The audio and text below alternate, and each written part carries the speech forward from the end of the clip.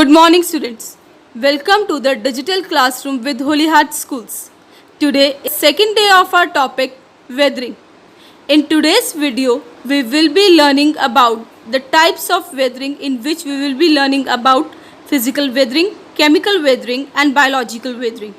While going through these topics, we will be learning some new words like number 1, weathering. The disintegration and decomposition of rocks at or near the earth's surface. Number 2, mechanical weathering, splitting up of original rock without undergoing any chemical change. Number 3, chemical weathering, the disintegration of the rocks because of change in their chemical composition. Number 4, biological weathering, the weathering of rocks because of the action of living beings such as plants, animals and human beings. Number 5, block disintegration, when big blocks of rocks disintegrate from the main rock along the parallel joints, it is known as block disintegration. Number 6, granule disintegration, when very small particles disintegrate from a rock, it is known as granule disintegration. Number 7, exfoliation, the process where the layers of rocks peel off due to the expansion and contraction of rocks because of the alteration in temperature. Next we have solution. Solution is the process wherein the water, mainly acid rain, dissolves the soluble minerals present in the rocks. Next is oxidation, when minerals in the rocks react with atmospheric oxygen or that present in the rainwater, the decomposition of rocks takes place. Next is carbonation. Carbonation refers to the absorption of carbon dioxide by rainwater. And at last we have hydration. The chemical union of water with the minerals is called hydration. Now students, please open up your chapter number 9, page 66. But before we start with the topic of the day, let's have a brief about today's topic. Weathering. It is a decay or disintegration of rocks by the atmospheric agents like temperature, moisture and frost. When the rocks are exposed to weather phenomena like temperature changes, humidity, precipitation, etc., they break up into smaller pieces. Plants, animals and human beings are also involved in the process of breaking up of rocks. Weathering is a static process in which rock fragments are not removed from their original place. In other words, the rock fragments rest in situ. There are three types of weathering. Number 1, mechanical weathering. Number 2, chemical weathering. Number 3, biological weathering. So now let's start with mechanical weathering. Mechanical weathering is also known as physical weathering. This is a physical process of breaking up of rocks into smaller pieces. A large single rock gets broken into many small pieces. Each piece of rock has the characteristic of the parent or original rock. Mechanical weathering does not change the composition of rocks. It basically depends upon the extreme of the temperature, the nature of the rocks, structure of the rocks, frost, wind, slope of the land. Mechanical weathering is more effective in dry areas and occur in the form of block disintegration, granule disintegration and exfoliation. So now let's start with our reading of the topic today. Types of weathering. The work of weathering is carried out in the following three ways. Number 1, mechanical weathering, which means disintegration of rocks. Disintegration means breaking up of rocks into smaller pieces. Number 2, chemical weathering, which means decomposition of rocks. Decomposition here means breaking up of rocks due to chemical reactions. And at last we have biological weathering or organic weathering. This type of weathering is basically done by the living beings such as plants, animals and human beings. Mechanical weathering. The mechanical weathering is responsible for the disintegration, breaking of rocks without changing their chemical composition. It means there is no change in the mineral composition of the particular rock, only the changes in its physical appearance. It is basically caused by the temperature and amount of humidity present in the air. Temperature here means degree of hotness or coolness.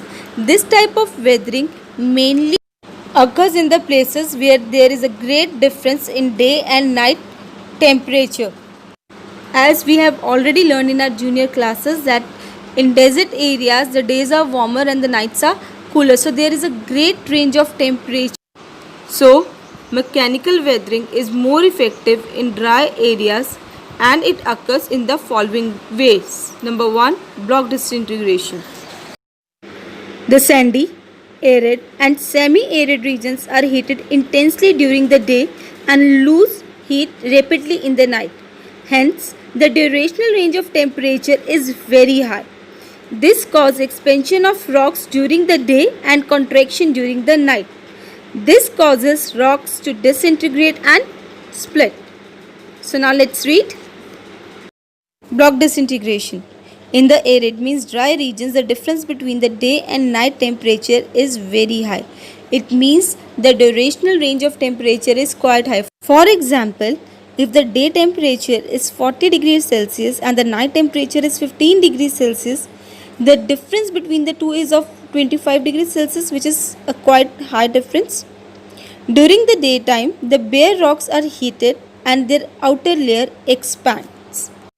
At night, the rocks contract due to the fall in temperature. This is because any time a material is exposed to temperature change, it will either expand or contract. Rock is a very poor conductor of heat. So when a rock is exposed to the varying temperatures, the surface of the rock will expand or contract more than the center of the rock. The amount of expansion and contraction of rocks is not the same.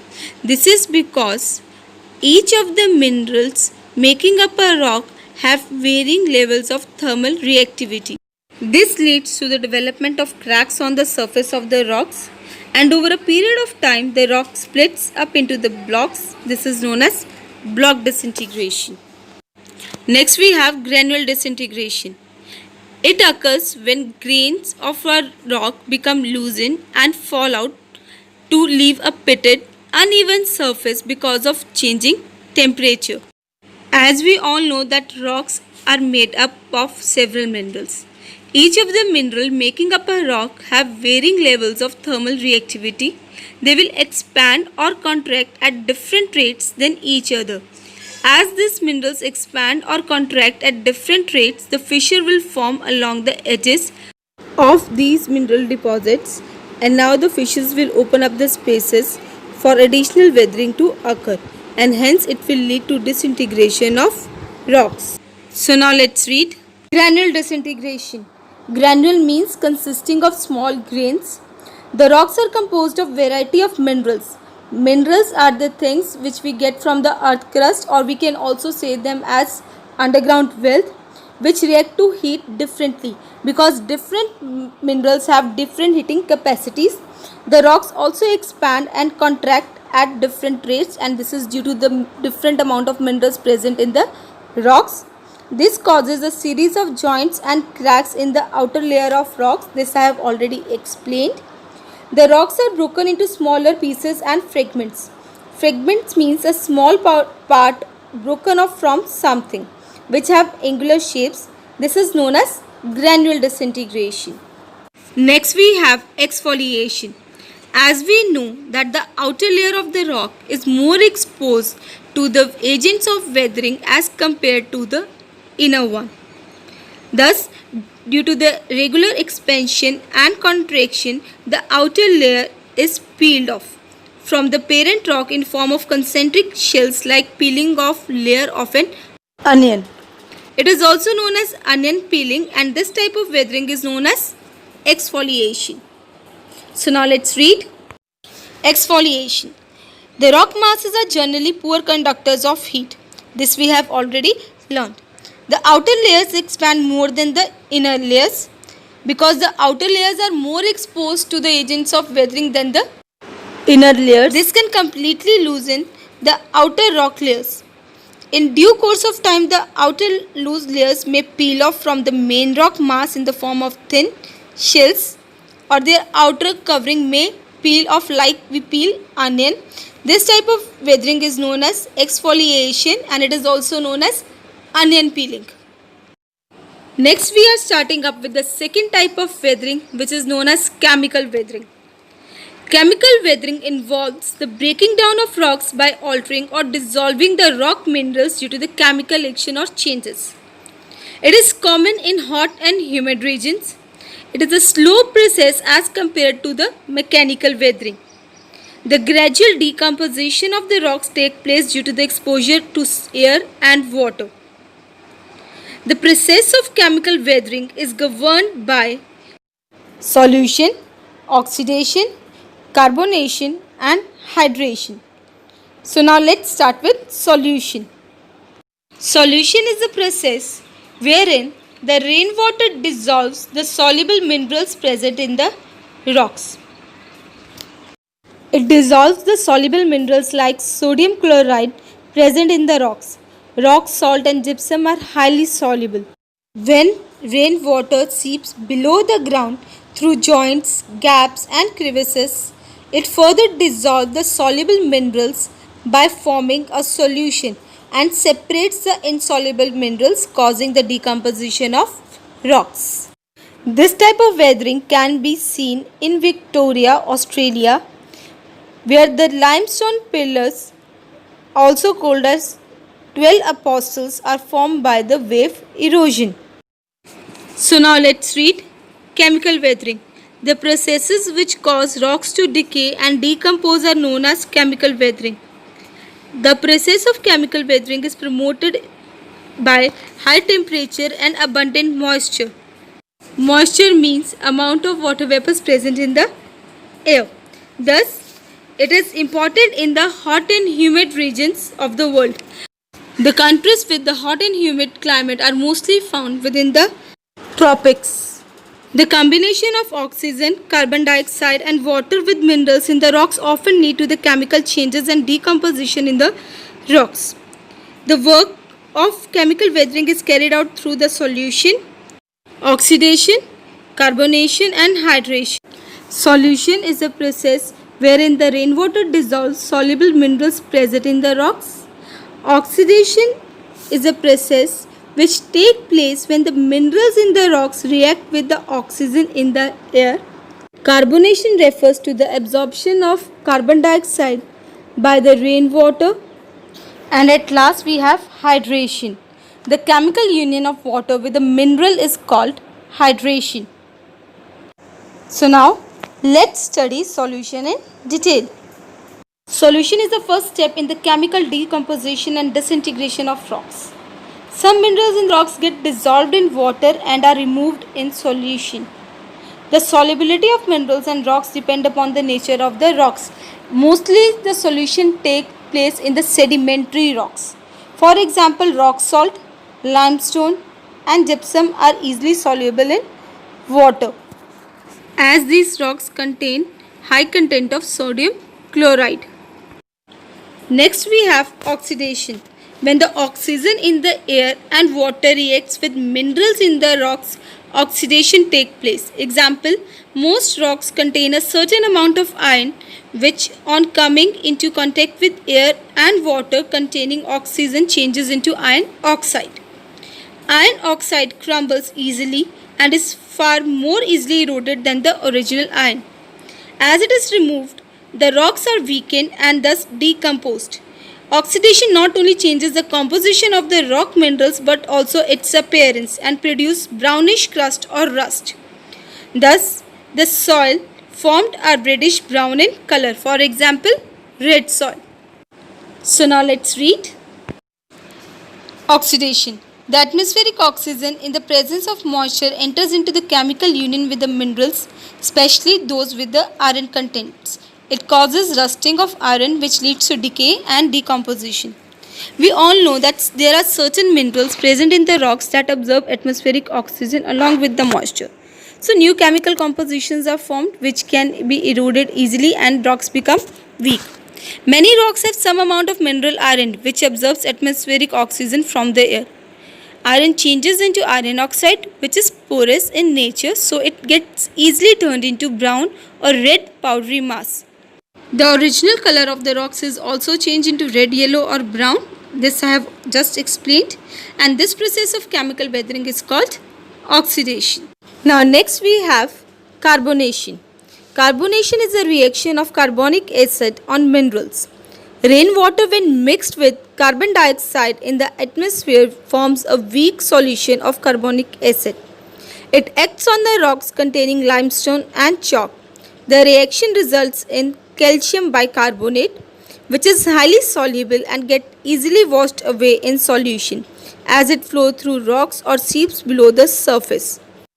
Weathering of limestone regions in this way give rise to various landforms like stalactites and stalagmites. So now let's read. Carbonation. Rainwater, when mixed with carbon dioxide in the atmosphere, becomes a light carbonic acid. It acts as chalk, limestone, marble and gypsum. In the process, the carbonates are converted into bicarbonates, which are easily soluble in water, and this process is known as carbonation. Next we have hydration. When water combines chemically with the minerals present in the rocks, it expands. The chemical reaction of water with minerals changes the proportion and the composition of rocks and minerals. For example, feldspar, a silicate of aluminium, absorbs water and becomes a mass of clay, and whatever is left behind is a residue of sand.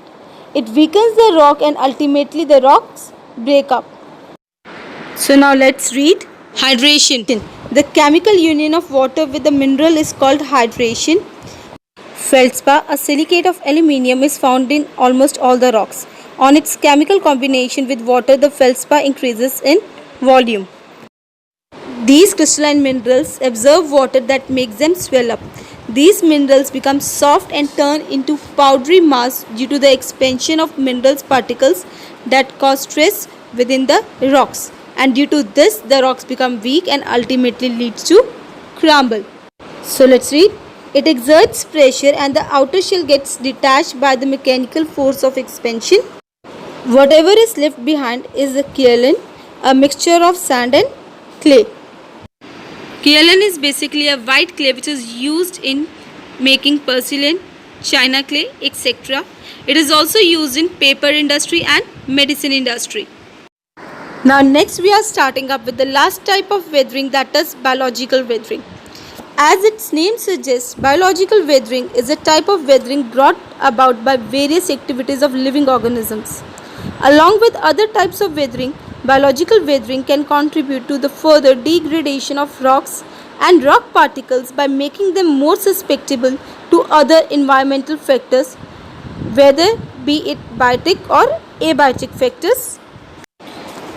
Biological weathering is mainly caused by the biotic factors like plants, animals and human beings. Nowadays, human activities are more responsible for biological weathering.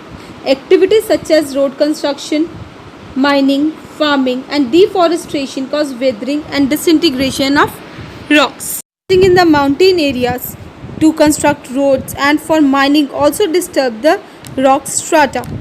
So now let's read biological weathering. The biological weathering or organic weathering involves both physical disintegration and chemical decomposition of rocks. It is carried out through plants, animals and human beings. So let's start with human beings.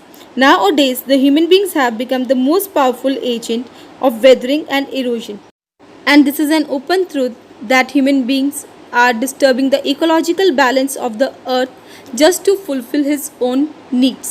Mining activities for the extraction of minerals, blasting of hills and ridges. Ridges are the elongated hills with the several peaks, by dynamites for roads and dam construction, and this is mostly carried out in mountainous areas, and mineral extraction, quarrying for industrial and building raw material. For example, when we take out minerals from a deep pit, etc., result in the disintegration of rocks.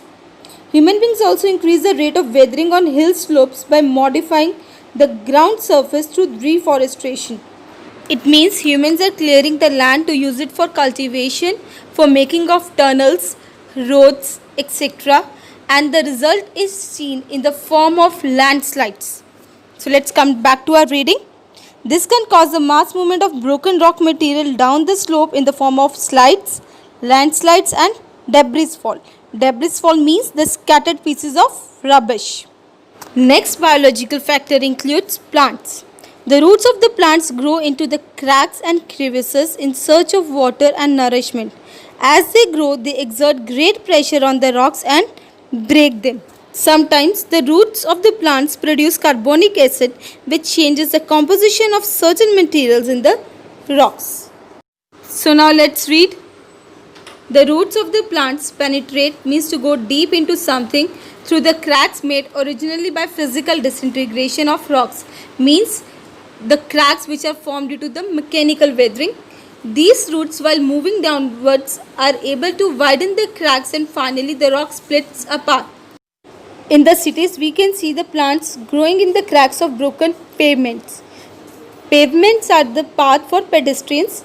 The plants can also prevent disintegration, means breaking of rocks, by binding the surface layer of rocks, because we know that roots hold the soil very tightly and it prevents soil erosion, which further helps in binding the surface of the rocks. Next main agent of biological weathering includes animal. When animals gaze at a particular area, they uproot the small plants and bushes which lose the rocks and widen the cracks. The areas where animals gaze are exposed to the external factors responsible for weathering of rocks. Burrowing animals such as insects, worms, rodents actively contribute to the weathering of the rocks as they bring large quantities of fine and thin materials to the surface, which leads to the loosening of rocks. This also exposes more rocks and even the lower layers of rocks to the other agents of weathering, leading to more disintegration of rocks. So now let's read.